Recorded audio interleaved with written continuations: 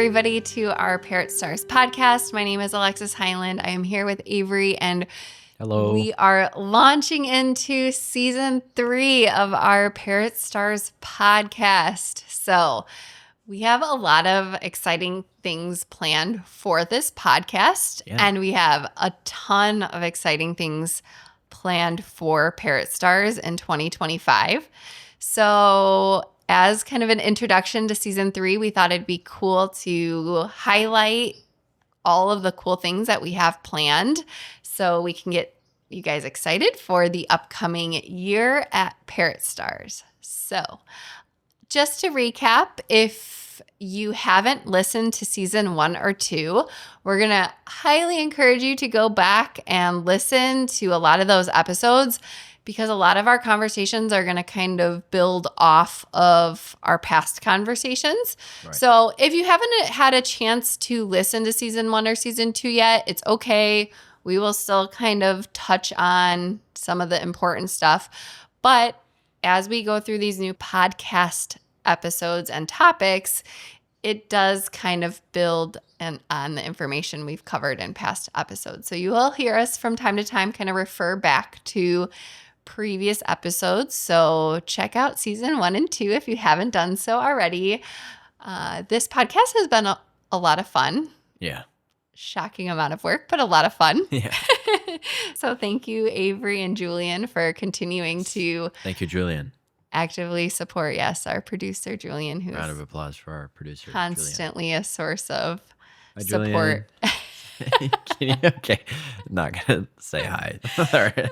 But it's been a lot of fun kind of pulling these episodes together, and I've heard great feedback from our customers. So. Oh yeah, it's really rewarding.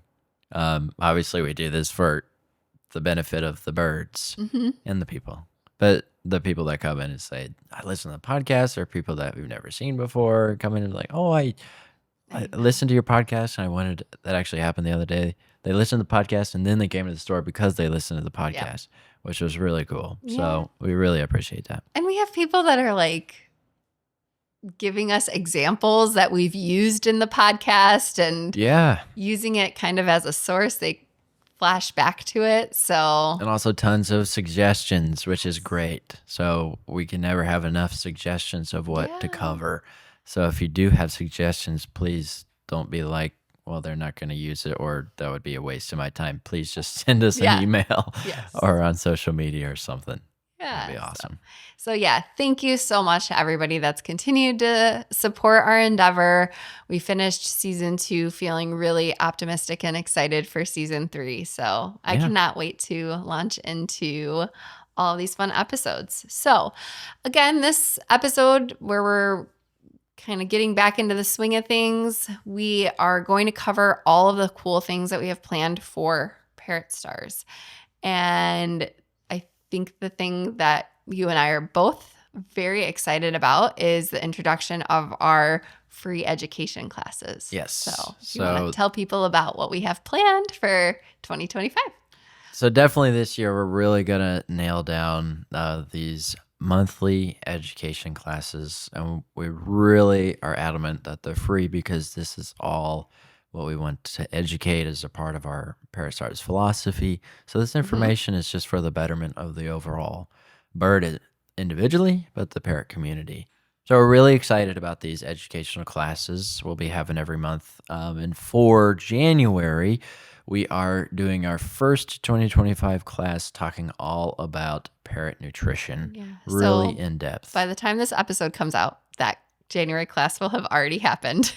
Right. I couldn't figure that all out while I was saying it. So the timing of when we're recording, releasing. I was hoping somebody would jump in. Okay. So it's already happened. So go back and, because it will have been. Hopefully recorded. Which tense am I talking in? It will have been recorded, so you can listen to it because it will be free. That's exciting.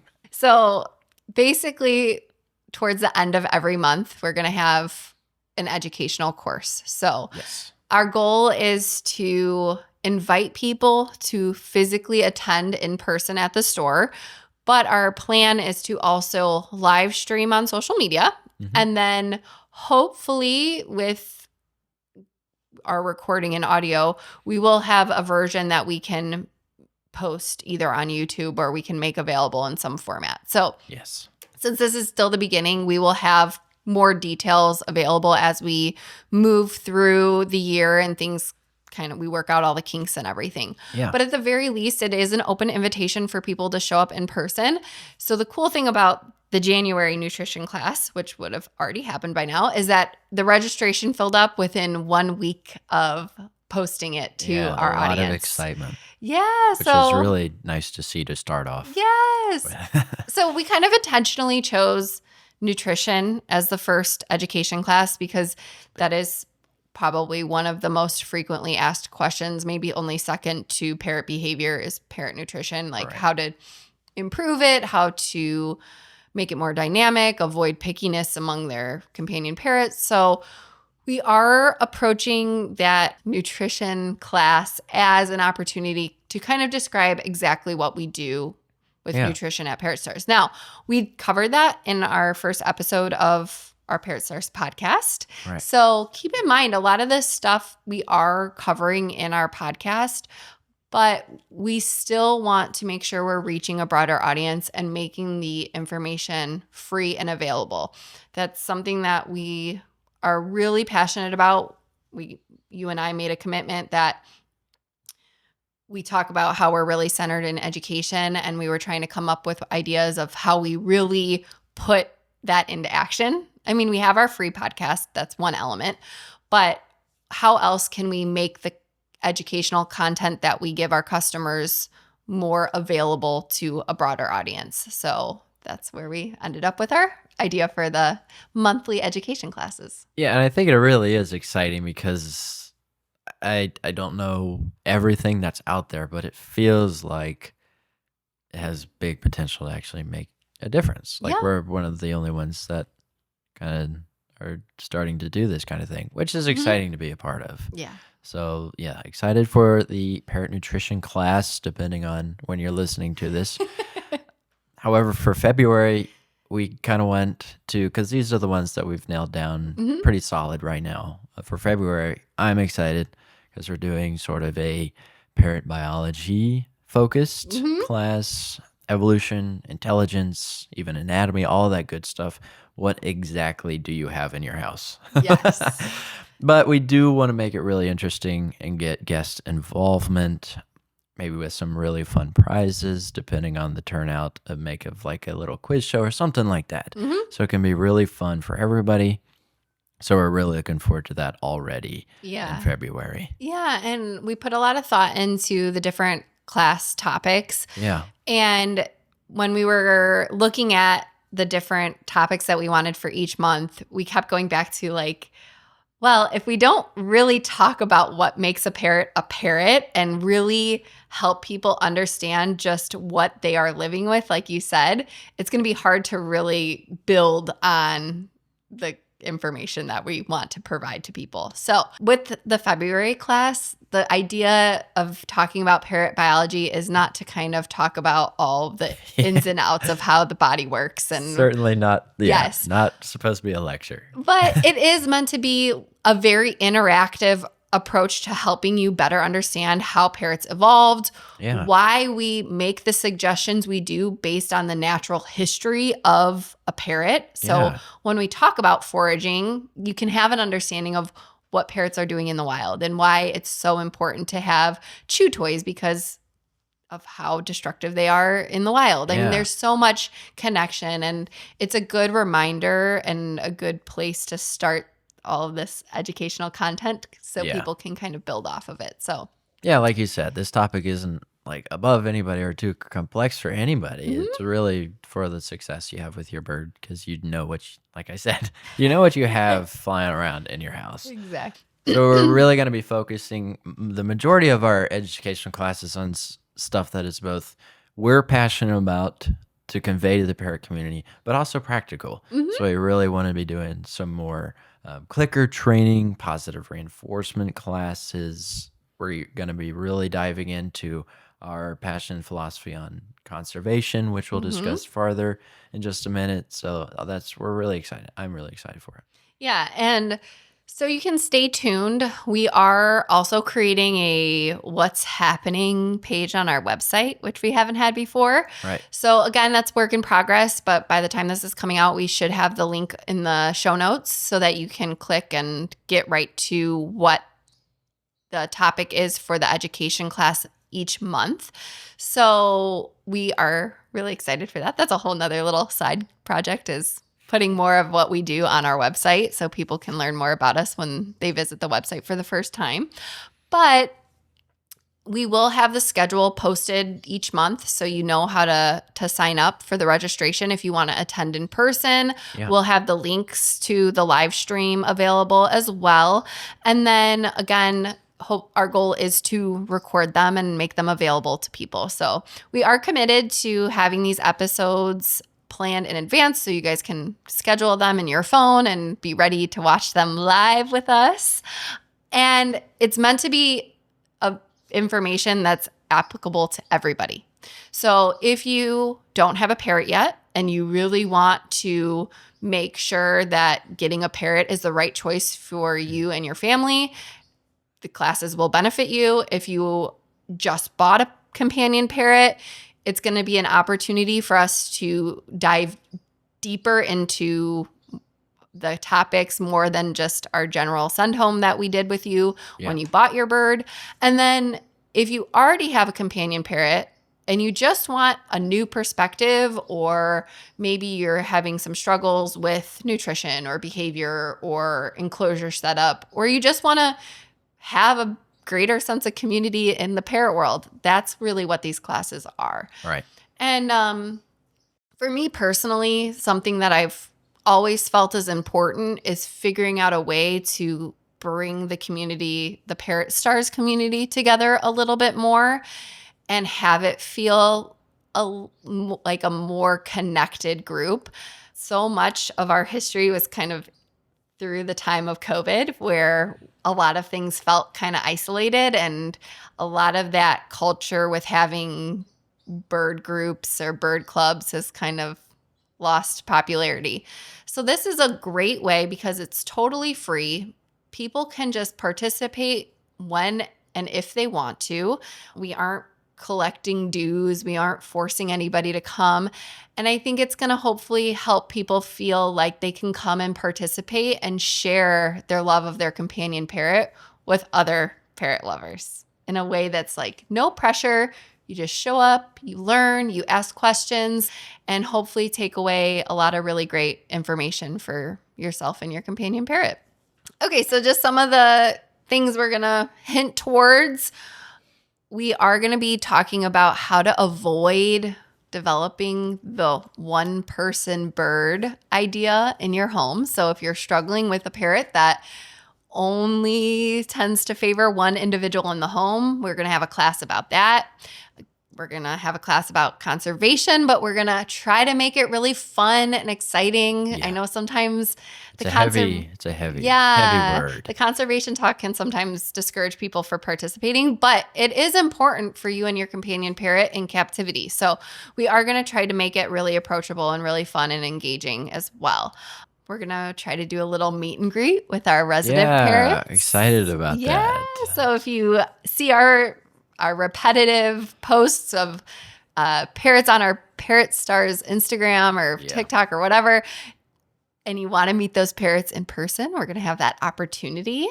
Clicker training, like you said, and foraging, enclosure setup. So we're trying to kind of cover a lot of different areas of parrot ownership, parrot commitment, but in a way that hopefully is going to be really fun and exciting for people That's to true. participate I mean, that's what in. it's all about. Even a couple of the topics we'll be covering are more hands-on practical. Mm-hmm. We're floating around an idea of like a cage setup, actual class, and maybe having some hands-on, something that's practical, so that way because it is one of the other concerns that a lot of people come into the store with. They show us pictures of their cage and, they with the best intentions. So we thought it would be really great just to add that so people can really get a good idea just for a specific example. But it's going to be a really exciting year for educational class to get Yeah. it all started and maintained.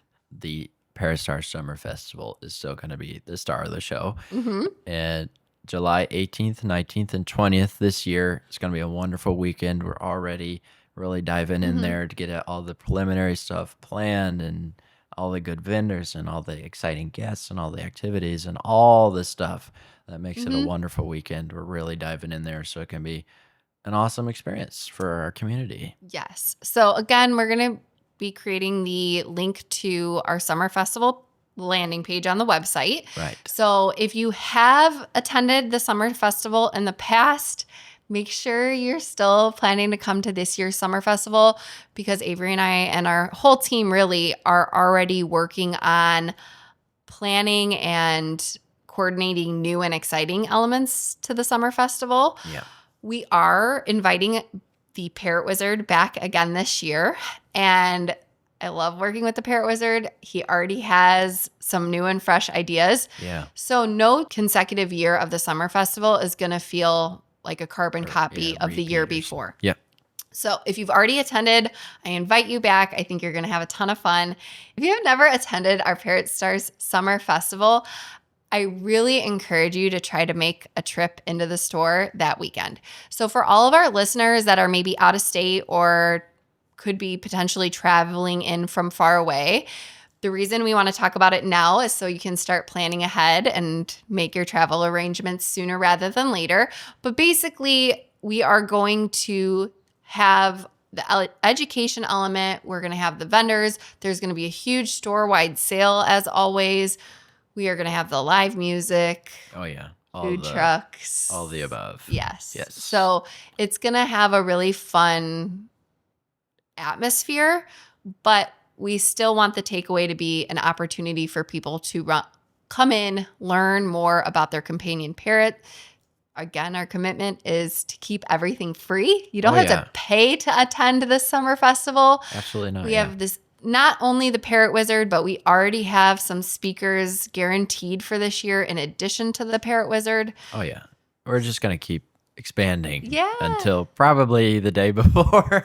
I'm just kidding. No, we're all committed to planning. Yes. Well, but what I mean in a positive way, that it's just going to keep getting, more exciting, and it's really going to be a fun experience. And so, but last year was wonderful.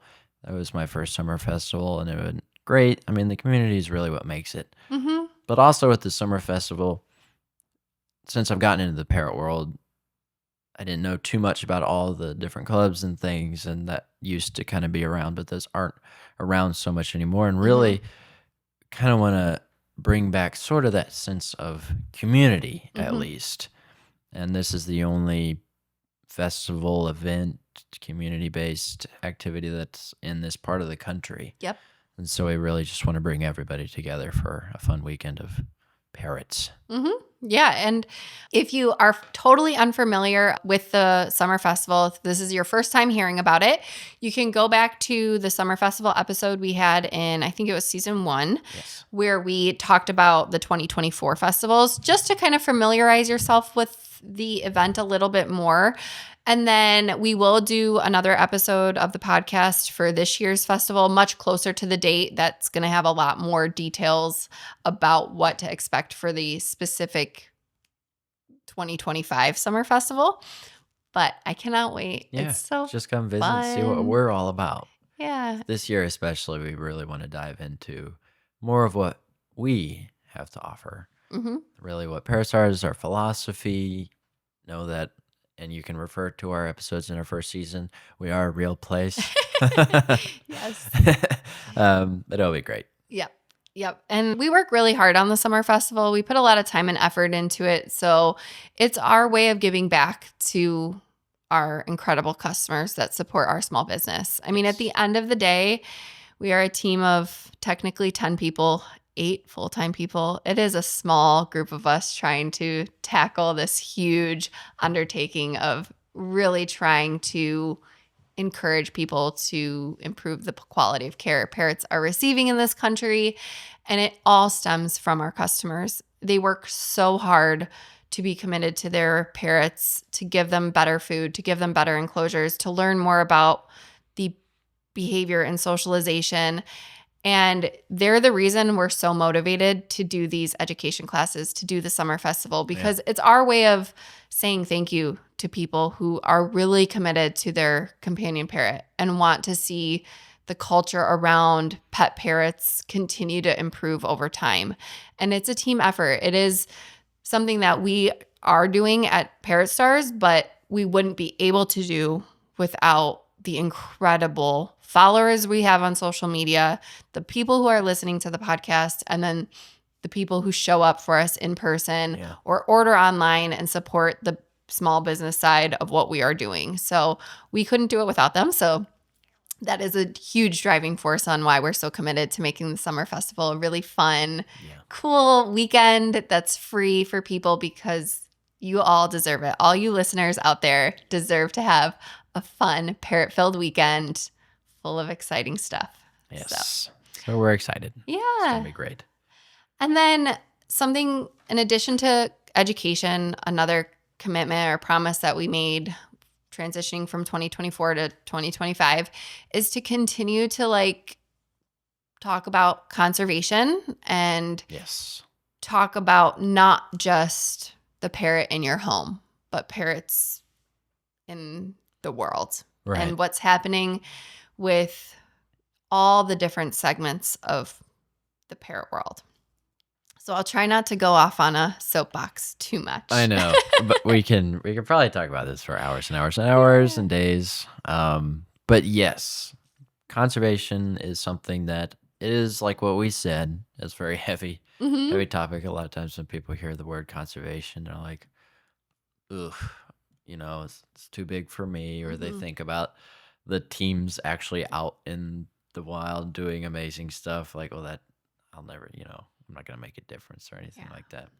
But you can, and we did have a conservation episode in season 2 that we did kind of dive into some of the more at-home things that you can do along with the more broad picture. But this year, it's exciting because we really want to delve into kind of more out-branching, kind of spread our...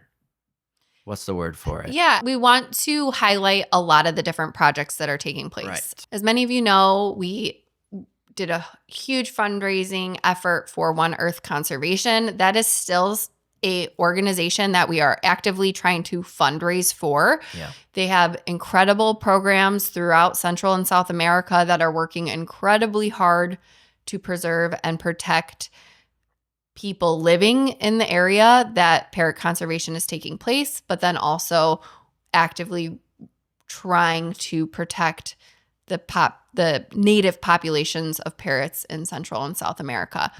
But as many of you know, parrots exist in all parts of the world. So Avery and I are going to try to really investigate some of the different conservation projects that are out there that are doing really incredible work that could benefit from additional fundraising. And we're not telling you or asking you that you have to contribute money to these organizations, but the best way to raise awareness and continue to see conservation create an impact is by having a conversation about it. Yeah. Talking about it, getting people excited about it, helping alleviate some of the sadness and gloom surrounding conservation as a whole. Try to keep it more bright and uplifting and share some of the success stories of what's happening out there with parrot conservation. Yeah, and of course, and we can talk about it all day, but you of course have to at home do your own research about it, what you are passionate about.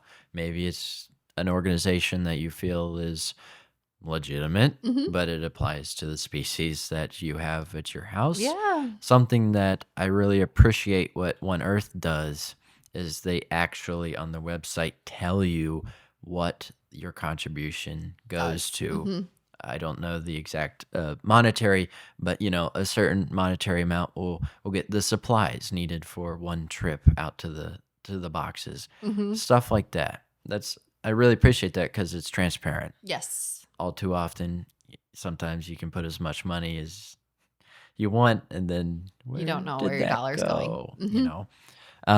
But so stuff like that. Yeah. Those are the types of good organizations to really take into consideration. And we wanted to kind of give you a real life example. So I'm wearing a t-shirt that features a beautiful blue-throated macaw. The t-shirt itself was a gift from Cheryl Robinson, our beautiful and wonderful volunteer at Parrot Stars. We also had Cheryl as a guest on our Parrot Stars podcast. Yes. So if you want to hear Cheryl's episode about volunteering and how you can get involved in your parrot community, it's a great episode to go back and listen to. But she was very sweet and got me this beautiful t-shirt. And the t-shirt itself represents a lot of the success that they had in a particular project that's committed to blue throat macaw conservation. So the conservation project itself, here, let me pull it up really quick. Okay, so the project itself is the Nido Adaptivo Nest Box project. And yes, it's in Bolivia.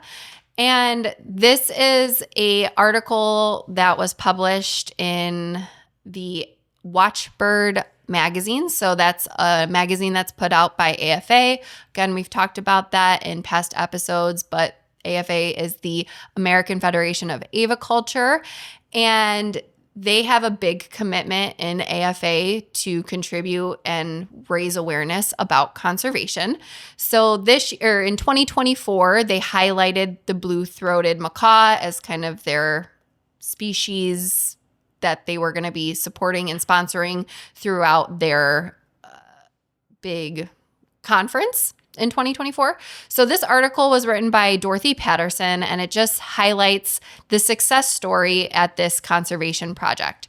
So at this conservation project in Bolivia, they are using artificial nest boxes to help promote the breeding of these blue-throated macaws.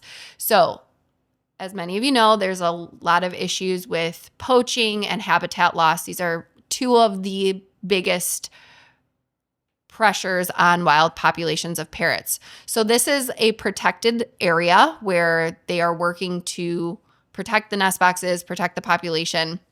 So there isn't as much impact with poaching and human interference. So they have these artificial nest boxes set up throughout this land, this protected land, and they successfully fledged 17 baby blue-throated macaws in 2024. That's pretty cool. It is, and it's we were talking about it before we actually sat down to film, but when you hear that, it's like 17. You know, it's not that many, but like so every little help is huge. Mm-hmm. So the project really focused on blue throats, and in 2006 was when the project was they described it as hatched, but kind of come up with, and they really started getting to work. When they started, between 100 and 150 blue throats were actually recorded.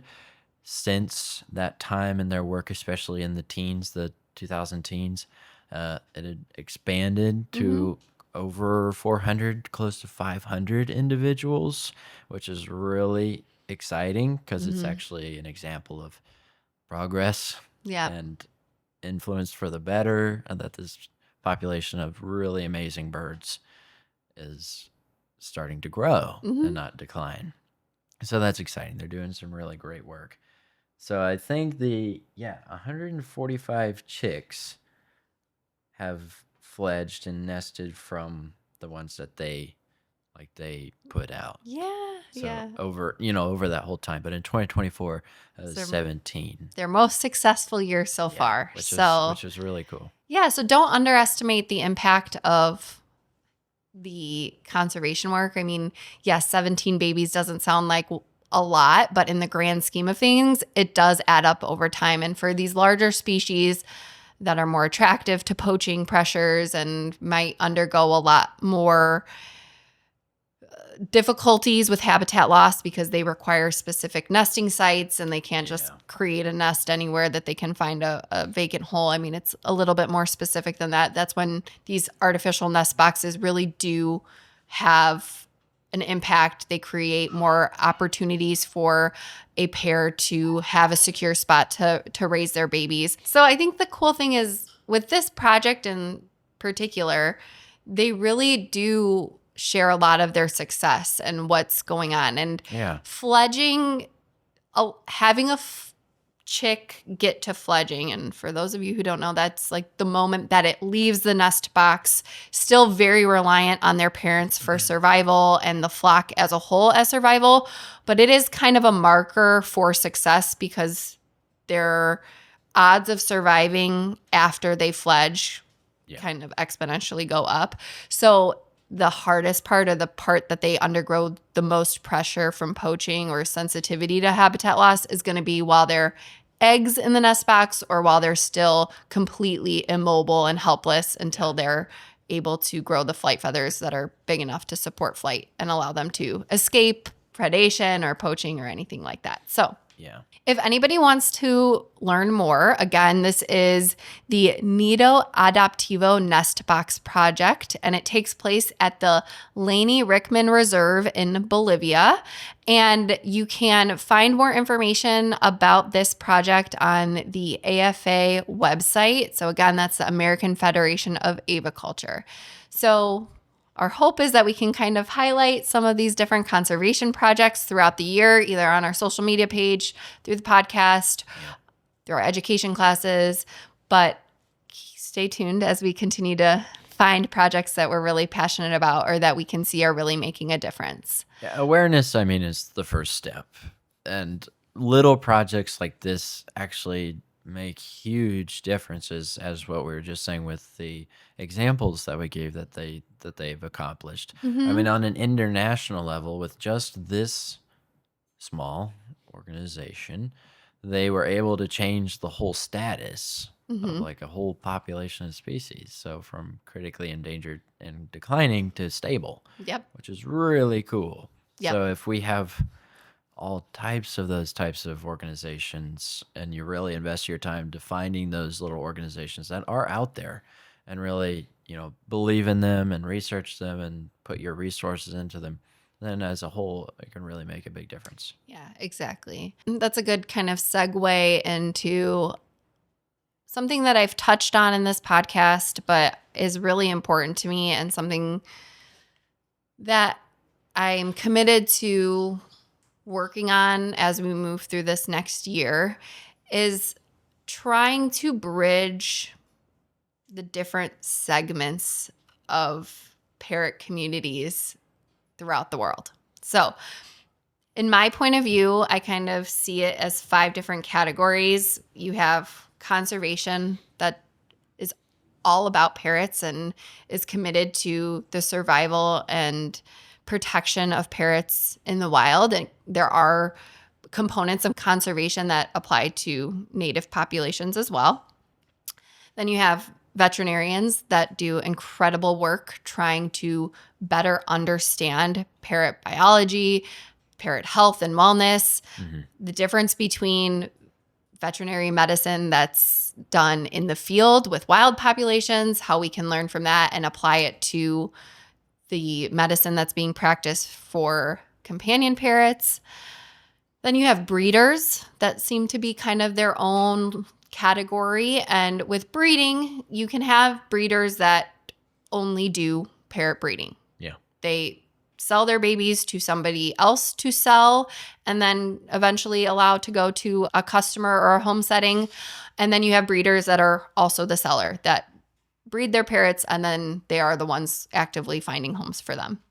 But when we say breeders, we are talking about the people who are putting parrots into breeding situations, producing babies, making them available for sale within the U.S. And again, we're not probably going to highlight too much what happens in other countries because I can't really speak to that. I haven't seen or experienced that.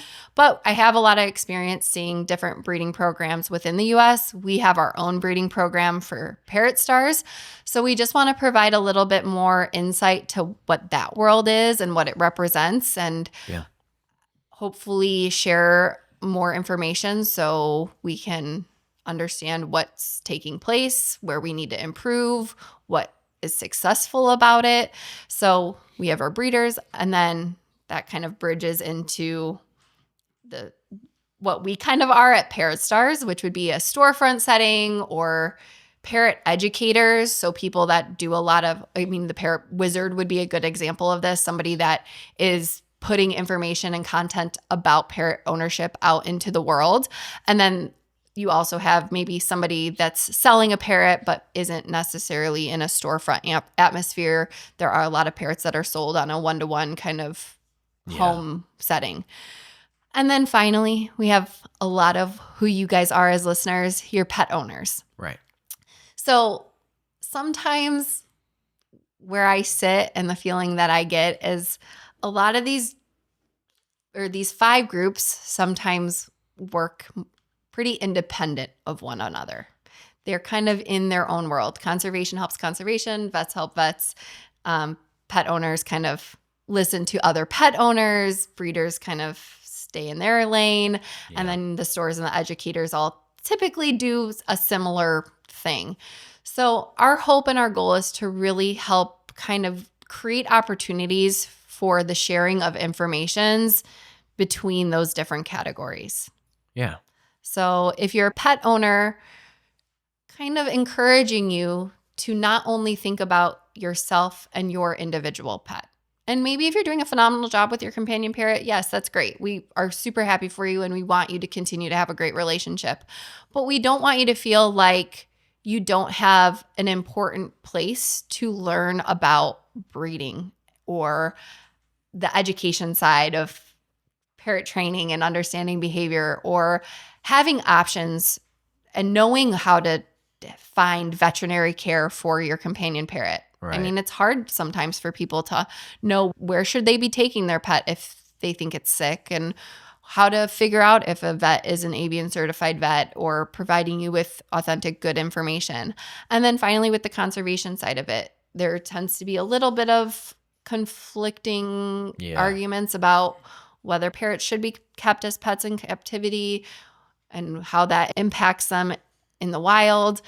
And I think the most important thing we can do, or the most valuable thing we can do, is just create the conversations or the ability for people to talk about it a little bit more. Yeah, of course. And that's for you to decide and then act upon based off what you believe. But it all, at the end of the day, does kind of flow together a little bit when we start to combine these types of these different branches, especially for like us. We're trying to, like you said, bridge as both breeder's perspective, customer's perspective, storefront perspective. We work very closely with avian vets, and so we get all those combined and be able to create a more coherent overall ecosystem for the planet. At the end of the day, we're always going to be trying to figure out how do we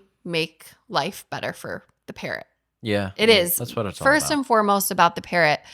But again, I can only speak for myself, but I've been in this world for a long time, and I've been very fortunate, and I feel very lucky to have seen the different layers that I've just highlighted and hear from really amazing people and hear their perspectives. And kind of where I've landed after all of it is that, in my opinion, it's hard to have one thing without the other. Yeah. It's hard to have conservation without veterinarians. It's hard to have a pet without a vet. Yeah. It's hard for veterinarians to learn how to improve and help if they aren't hearing feedback or having cases both in the wild and in pet captivity, so that they can kind of compare and contrast. With breeders, a lot of the information that's gained from breeding in captivity helps us create situations in conservation that are going to help sustain numbers. Yeah. And again, conservation efforts help discourage people from buying parrots that are poached and illegal. Yeah. So it kind of creates an environment that there is a captive bred option rather than the poached illegal parrot. And then again, the pet owners are the greatest number of them all. There are more pet owners than there are breeders, veterinarians, conservationists, and stores and educators. So that's why it's so important, I encourage all of the listeners to see value in what they're doing as well with their companion parrot. Quite frankly, have the most influence. Yeah, exactly. Yeah, they do. You guys have the most influence to really make change. Ideally, change for the better. I think where we sat with parrots in captivity in the United States, even 15 years ago, we have taken incredible strides. Yeah. And I want to stay really optimistic that if we continue to talk and share our experiences, shares our stories, our successes, our failures, as a community, we will continue to create a better world for these pets and parrots in the wild. Yeah. It's hard to have one thing without the other. Yeah. And I think if we take a really holistic approach and instead of what it sometimes feels like is a very combative, kind of negative feel that's out there, if we can try to really come together and try to respectfully at least hear other people's points of view, it might open our eyes to better ways of improving parrot care and parrot conservation. Yeah, and that's what's exciting about it, because it really is starting to move, and that's why we're doing these classes and these looking into conservation programs, and our podcast is starting to move that to a more positive light, and we recognize that sort of negativity was, or not the best practices, I guess what I'm trying to say, was around for quite a while. Yeah. Unfortunately. And that's what a lot of people's perspectives are based off of, which of course is completely understandable. But it is improving, and it comes down to kind of your contribution to that improvement of the community. Yeah. And I'm always so cautious to use the dog example because parrots and dogs are not the same. Yeah. But I think it's a good one because everyone kind of has a sense of proper dog care. And think about how we took care of dogs 100 years ago even. I mean, the idea of them sleeping in your bed with you and you feeding them gourmet pet food and all this stuff, I mean, that was such a foreign concept. And like the idea of doing the positive reinforcement training and not screaming at it if it does something wrong, and the benefits of giving it a job to do and having a better relationship and treating it kindly. I mean, the culture of how you treat and own a dog has changed so much. And now it's kind of the expectation. This is the standard. Now somebody can walk into a situation that's not great for a dog and be able to identify it immediately as that dog is not in a good situation. Yeah. Whether it's behavioral or environmental. And I think that's what we're really trying to do with the parrot world too, is make it a lot more mainstream and available to people to walk into a situation and kind of have a baseline understanding of what a good enclosure should look like. Yeah. What a good way of engaging physically with a parrot looks like, and how to create a dynamic and engaging world for the parrot so it's not sitting there staring at a wall totally bored all of its life. So I think, again, it's not going to change overnight, but it's definitely not going to change if we don't really start making the information available and not pressuring people to do exactly what we're saying, but at least make the information available to them to do with it as they want. If enough people are communicating and working as a team, I think that's where we're going to see the most improvement over time. Yeah. Conservation, as we've said in our past episodes, and of course, not to keep digging the hole, but it does come down to like the comments you read on the groups or the social media stuff about parrots. Like, there is a lot of maybe not the best conceptions, but it does start with you having a good viewpoint, or you having a positive viewpoint, and then people can start to build off of that. So it's kind of a snowball effect. Totally. So that's what I'm really excited about. Yeah, I cannot wait for what we have planned for 2025 not is only gonna be this year, exciting. but hopefully the future of where Parrot Stars continues to grow and expand. Yeah. And again, it's all because of our listeners. I mean, it's so easy to want to stay motivated in this podcast because all of you keep telling us that you're listening and it's making an impact, and we can see the download numbers on the platforms. Yeah, it's so really we cool. know that people are listening and enjoying and engaging with it. And just all the positivity that we've heard about doing the education classes, and I'm just really excited, and it's easy to stay super motivated because I really feel like people are responding well to it. Yeah. And I mean, again, just to share our point of view, I mean, the amount of customers that come into the store just happy to give their parrot a foraging toy and foraging rewards and talk about clicker training. And again, that's not what our experience was year 1, year 2. Like year 1, year 2, which again was only 7 years ago. It wasn't like it was that long ago. Yeah. We were still having conversations about just simply having more than one perch in a cage or having any toys. Now the bulk of our conversations is like we have customers coming in that are just bombarding their bird with lots of options and really complex foraging concepts. And they're really excited to learn and do better with their positive reinforcement training. And just like I hear it more and more throughout the day is like people are really trying to do as much as they possibly can within their home for their companion parrot. Yeah, it's really cool. Yeah. So I think the last little thing is just to do some teasers for upcoming episodes of the podcast. Yeah. So we're hoping to have a guest, a couple guests maybe, depending on how their schedules work out. So it's not just us, it's a different perspective. yes. But we're excited about that and get some different viewpoints and some really professional, information out there. Just that, like creating a platform for people from different backgrounds in the parrot world to talk about their experiences.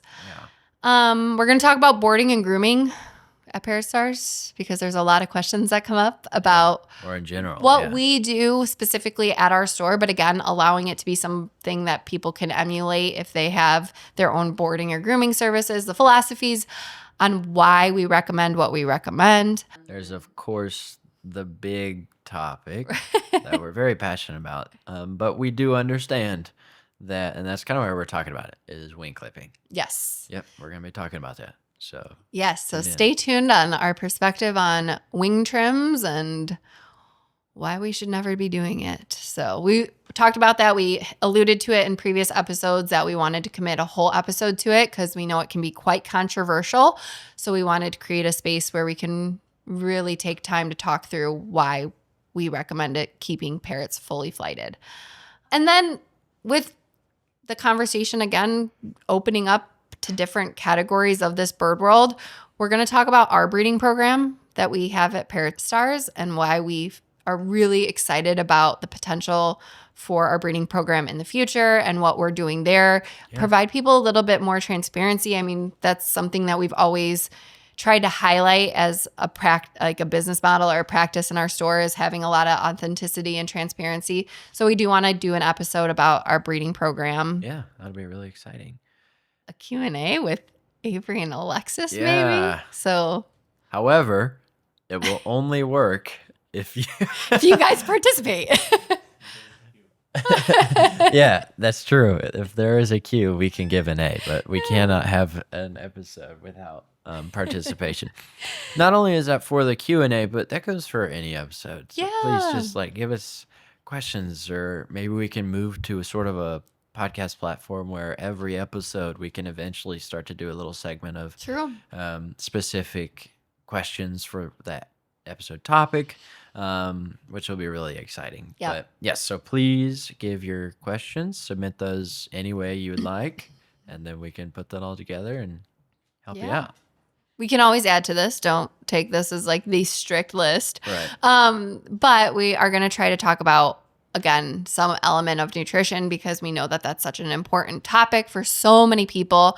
So talking about parrots becoming picky eaters and how to deter it, We hear that a lot. Yes. Yeah. So we hear you all because that is something that has come up, is how to get your parrot eating a more dynamic diet. So we're going to devote an episode to ideas and tips and tricks on how to improve the the variety that your parrot is eating, because you might be able to give them everything. Whether or not they're going to eat it is a whole nother story. Right. So season 3 is going to be pretty exciting. Yeah, so I stay can't tuned. wait.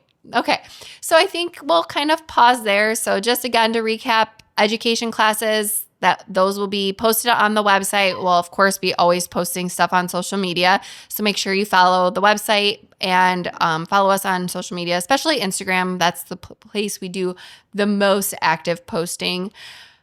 Stay tuned for season 3 episodes of the podcast, summer festival content coming soon, and then the talk about conservation and kind of bringing together the parrot community as a whole is going to be a really fun underlying theme of what we do throughout the next year. Definitely.